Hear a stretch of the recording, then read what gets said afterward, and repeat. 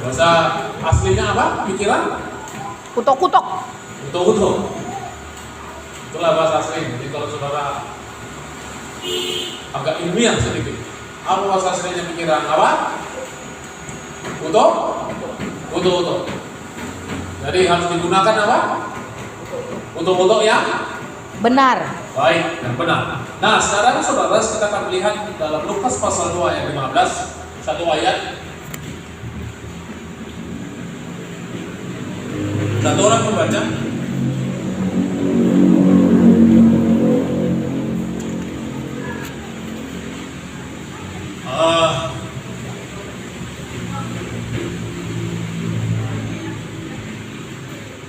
Lukas pasal 2 ayat 15. Satu orang membaca. Bisa? Setelah malaikat-malaikat itu meninggalkan mereka dan kembali ke surga, gembala-gembala itu berkata seorang kepada yang lain, marilah kita pergi ke Betlehem untuk melihat apa yang terjadi di sana. Oke. Seperti yang diberitakan Tuhan kepada kita. Mari kita pergi ke Betlehem. Ini tema Natal seluruh Indonesia di PGI dan Katolik. Jadi saya mau mencoba untuk menyampaikan ini kepada saudara. Judulnya marilah pergi ke Betlehem. Kenapa ke Betlehem?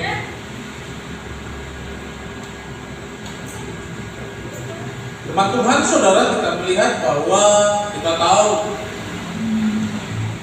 bertahun-tahun kita merayakan Natal di Betlehem, tapi kita belajar untuk saat ini untuk mengerti maksud dari ayat ini. Betlehem itu artinya adalah rumah roti. Rumah apa? Roti. Rumah roti. Itu dikenalnya, tapi sebenarnya rumah daging juga bisa.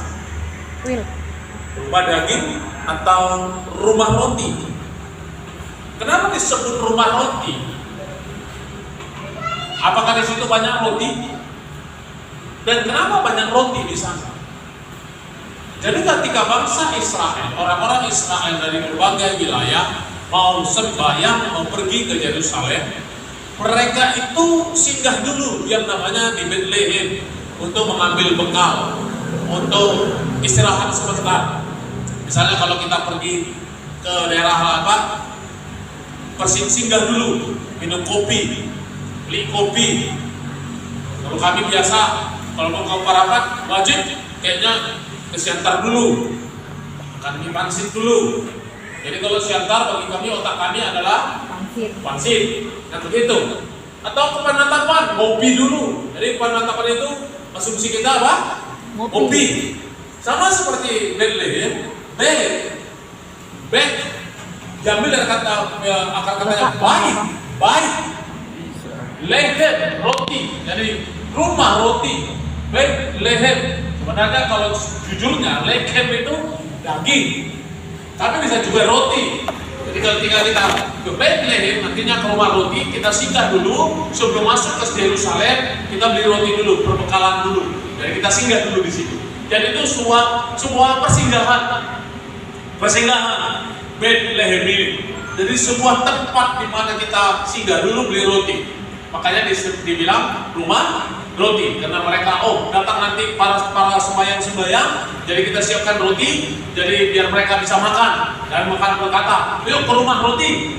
Kita kenal dari Betlehem ke Yerusalem itu 10 km lagi jalan. Kalau saudara 10 km lagi jalan, itu jauh sekali, lumayan lah, tapi nggak malah jauh kali lah 10 km.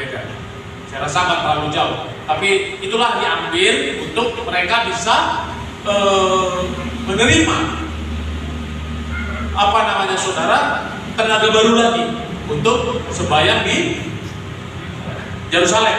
Nah, saudara yang Tuhan kasihi, Betlehem juga bisa dikatakan ketika malaikat datang ke mana saudara, ke tempat gembala-gembala, dan di situ ada gembala-gembala.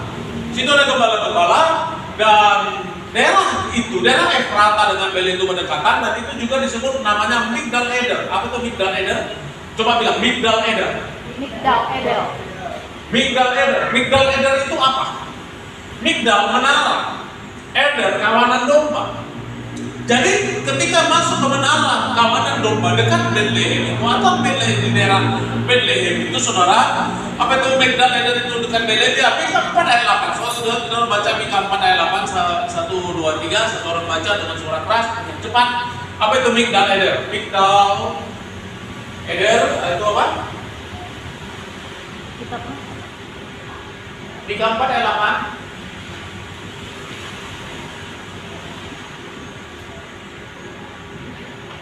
Dan engkau hai menara kawanan domba, Ah. hai bukit putri Sion, Ya. kepada akan datang dan nanti kembali pemerintahan yang dahulu kerajaan.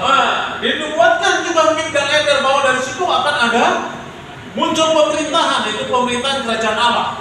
Itulah Migdal Eder. Migdal Eder itu adalah menara kawanan domba. Nah, Migdal Eder juga bukan hanya menara kawanan domba, tapi apa saudara? Kalau kita mau masuk ke sembahyang ke Yerusalem, lalu di situ akan ada domba-domba sebenarnya itu untuk dijual supaya setiap orang yang mau ke Yerusalem itu membeli domba di situ.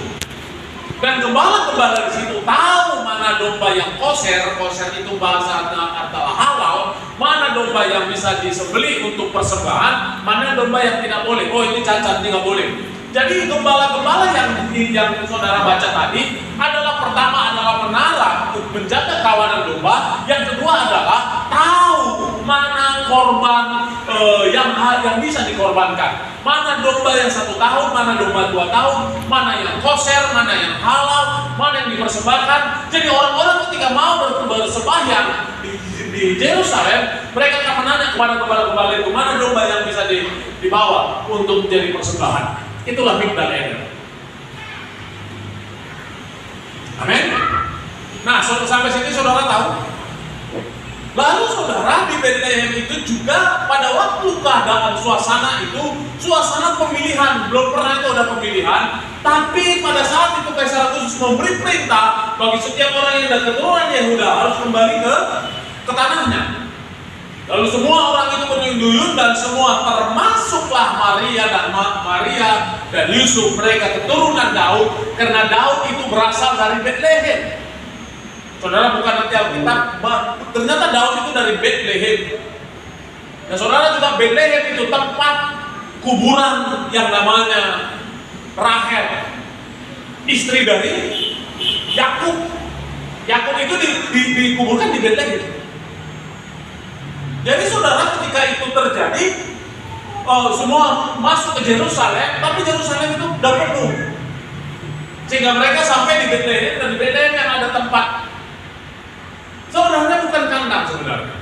Sebenarnya pada waktu kelahiran Yesus itu adalah pada musimnya atau namanya perayaan Pondok Daud. Jadi ketika itu Pondok Daud itu ditaruh daun-daun seperti itu. Lalu ada palungan untuk mencuci kaki atau apa, lalu orang di situ di Pondok Daud. Tapi karena ada palungan disebut kandang, nggak apa-apa. Bisa jadi kandang, karena kalau dibilang kandang, biasanya kandang-kandang dari dulu, kandang itu di gua-gua. Jarang dibuat sendiri kandang, di guanya. Jadi ada lekukan-lekukan batu, nah dombanya dimasukkan ke situ. Lekukan-lekukan batu, lekukan gunung yang ada mencolok ke dalam, dombanya di situ. Bukan kayak kita, pikiran kita seperti kandang, lalu kita pikir kandang paling banyak saudara pikir kandang babi kan gitu. Karena kandang domba nggak pernah saudara lihat, kandang babi sering, ya kan? Saudara mikirnya ke kandang babi. Cuman babinya disikirkan dombanya, karena itu pikiran kita nih. Pikiran saya dulu seperti itu karena saya tidak pernah melihat kandang domba. Kandang kambing banyak ditembung. Kalau mau lihat kandang kambing tembung. Kalau kandang kambing itu naik kakinya naik jadi kayak panggung begitu. Apa mungkin kayak panggung Yesus naik ke panggung itu? Nah, saudara, itulah ada terjadi suasana yang namanya sensus. Kenapa harus sensus? Nah, saudara yang Tuhan kasih, ternyata saya belajar dari sini. Apa itu Migdal Eder? Apa itu Bethlehem? Kenapa ada sensus? Kenapa ada ini? Kenapa harus malam? Kenapa harus di Bethlehem? Ternyata adalah satu, Tuhan bekerja dengan akurat bagi setiap orang. Tidak ada kebetulan ternyata. Kenapa Midang Eder? Karena dialah anak domba Allah yang akan disembelih. Born to die, artinya dia lahir untuk mati. Kenapa gembala-gembala Bapak seperti mau menyatakan inilah yang akan menjadi penebus umat manusia. Dialah anak domba Allah. Dan kenapa kawanan domba? Menara kawanan domba. Karena Yesus menjadi gembala atas setiap kehidupan kita. Semuanya punya makna. Kenapa rumah roti? Karena dia berkata, inilah roti hidup. Kalau Musa nenek moyangmu memberi roti dari surga, tetapi engkau makan dari dagingku. Barang siapa makan dari dagingku dan minum dari darahku, dia akan hidup kekal selama-lamanya. Makanya dikatakan itu baik roti. Artinya kita menerima Yesus untuk kehidupan kekal kita. Dia menyerahkan tubuhnya menjadi roti. Itulah Bethlehem. Bagaimana Bethlehem, bagaimana Midang Eder, bagaimana sensus, semuanya apa saudara? Diperhitungkan oleh Tuhan, bukan kebetulan. Dari kalau saat ini saudara, dari sini kita membaca, berarti apa?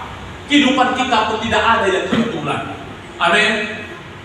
Gak ada yang kebetulan di sini. Kebetulan aja ke istrimu, kebetulan aja ke suamimu. Tidak, engkau memang diciptakan sebelum Tuhan ada. Sebelum Tuhan ada, sebelum engkau ada, engkau sudah dipasangkan ini, apamu istrimu. Itulah contoh. Amin. Jadi kalau lagi pacaran itu saya tangis-tangisan. Kalau dipertahankan enggak, kalau memang Tuhan katakan enggak itu. Buktinya aja pacar saya waktu itu masih hidup, dia berkata kepada saya begini, kalau aku tidak sama aku tidak bisa hidup. Mungkin sampai sekarang dia hidup, gemuk lagi.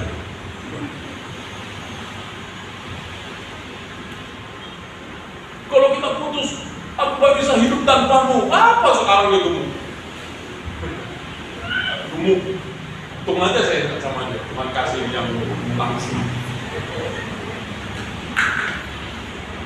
Nah saudara, Tuhan semua punya sesuatu yang akurat. Enggak kebetulan saudara gereja Sungai Jogja. Kenapa seperti ini? Kenapa seperti ini Tuhan? Kenapa seperti ini? Kalau kau mengikuti arusnya Tuhan, alurnya Tuhan, semuanya itu ada maksud-maksud dan rencana. Ternyata saudara, ketika saya hidup di dalam kehidupan ini, ternyata kehidupan saya tidak ada yang gagal. Kalau kita tahu rencana Tuhan, tidak ada rencana Tuhan yang gagal. Amin. Amin. Amin. Tapi kalau misalnya contoh, waktu mama saya tahu, saya waktu itu masuk akabri, dulu mau masuk akabri ke akademi kepolisian. Ternyata ketika saya jadi pendeta, begitu gagal, bukan gagal. Memang Tuhan tidak tempatkan saya di situ. Berarti bukan gagal, tidak ada kita yang gagal. Semuanya punya rencana masing-masing. Hanya kita mau berserah dengan dia atau tidak. Kita mau mengikuti rencananya atau tidak. Kalau kita tidak mau mengikuti rencananya, memang semuanya gagal. Sehingga ketika kegagalan di belakang kita itu, kita lihat dan kita akan takut ke depan. Karena kita anggap itu kegagalan. Tapi kalau kita anggap itu semua rencana Tuhan, dan inilah yang terbaik atas kehidupanku, maka ke depan pun kita tidak akan pernah takut lagi. Karena kita tahu bahwa Tuhan punya rancangan yang lebih hebat lagi di depan. Amin. Kencanglah sedikit. Capek ya perbaiki.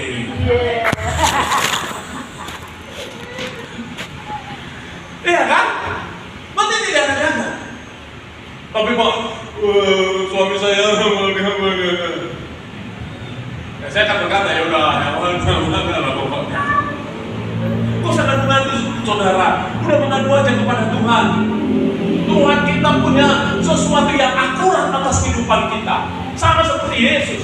Tidak sembarangan, harus tidak ada tempat, harus tidak ada seperti ini, harus tidak seperti ini, harus seperti itu. Ternyata luar biasa. Dari saudara, dari cerita ini saudara, Tuhan detail dengan rencananya. Tidak sembarangan. Kenapa pada waktu sensus Kalau tidak sensus pada saat itu, berarti Yesus tidak lahir di Bethlehem. Iya kan? Tidak lahirlah di Bethlehem. Orang di mana dia lahir, oh ya di situ dia lahir. Siapa tahu di Jericho, siapa tahu di Mesir, siapa tahu di mana. Tapi karena sensus, berarti sensus itu pun itu punya rencana bagi Tuhan. Jadi ketika saya runut di sini semuanya, bagaimana kelahiran Yesus, semua sudah akurat apa yang terjadi, zamannya, tempatnya, di mana, apa arti ini, kenapa dia undang gembala, kenapa seperti ini, kenapa seperti itu. Semuanya diatur Tuhan. Saudara mau diatur Tuhan? Amin. Berserah dengan Tuhan. Amin. Berserah dengan Tuhan. Tuhan punya rencana atas hidup kita masing-masing. Punya saya, ya, punya saudara juga, ya. Jadi jangan terlalu memikirkan untuk hal-hal ke depan.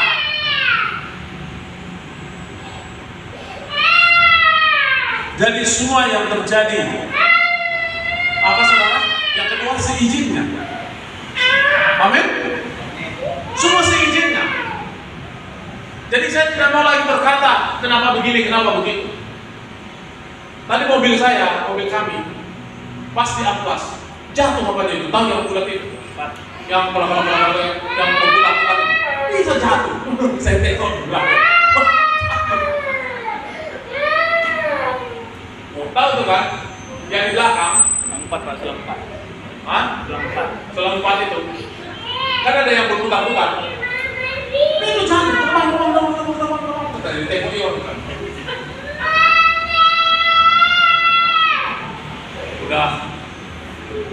Udah kayak keadaannya seperti itu. Tapi tak kenapa kemarin saya bingung. Tapi tak kenapa biasa aja saya tadi. Oh jatuh. Ada apa ini? Pasti baik, pasti di gereja, pasti tidak ada masalah. Akhirnya Bapak anugerah lah. Karena perlu dengan anugerah, dia yang mencari mobil. Dia cari mobil disuruhnya saya, Bapak yang ngomong. Ngomong berapa? Segini. Oh nggak ada. Saya sudah lanjut. Lalu bilang gini, ya sudah nanti gereja kami cukup Bapak. Pokoknya kami bengkel dulu. Ya udah terserah. Jadi kami pulang nggak tahu kalau nggak datang di kantor kami naik ambil sekarang. Tapi bagi saya Tuhan izinkan itu ada sesuatu yang baik. Allah turut bekerja dalam segala sesuatu untuk mendatangkan kebaikan bagi orang yang Mengasihi dia. Jadi kenapa harus bingung? Gak ada sesuatu lagi yang membuat kita takut selain kita jauh daripada Tuhan. Itu yang menakutkan. Selama apapun yang terjadi, kalau Tuhan dekat dengan kita, gak ada yang menakutkan. Amin. Amin. Semua seizin dia. Si dia yang dari jatuh, seizin Tuhan dia. Dari santai aja lah, gak usah apa. Kata berarti masih sehat dia. Dia pada gini, diam aja dia. Tapi benjol, tapi diam dia, kan bingung kita. Nangis, kita suruh lagi nangis. Betul atau tidak? Benjol, berdarah, tapi nggak nangis. Saudara suruh nangis nggak? Saudara suruh nangis nggak? Suruh nangis kan? Nangis lah kau, nangis. Wajar lah, santai dia minum dodot, dia udah selesai. Jadi gak usah cari sesuatu, apalagi minggu yang lalu kita pikiran baik. Udah, jalan aja hari-hari ini bersama dengan Tuhan, dengan keindahan yang akan diberikannya kepada kita. Haleluya.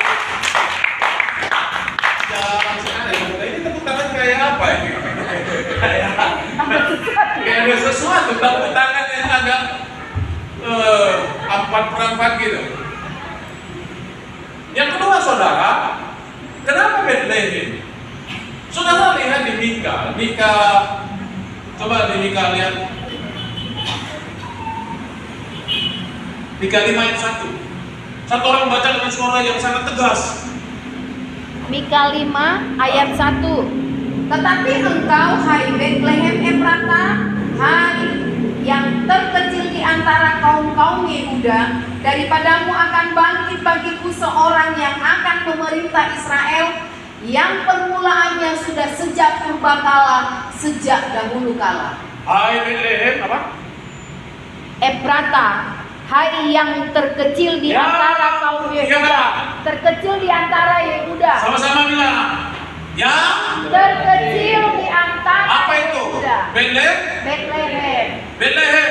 Yang Kecil. coba buka Matius 2 ayat 6.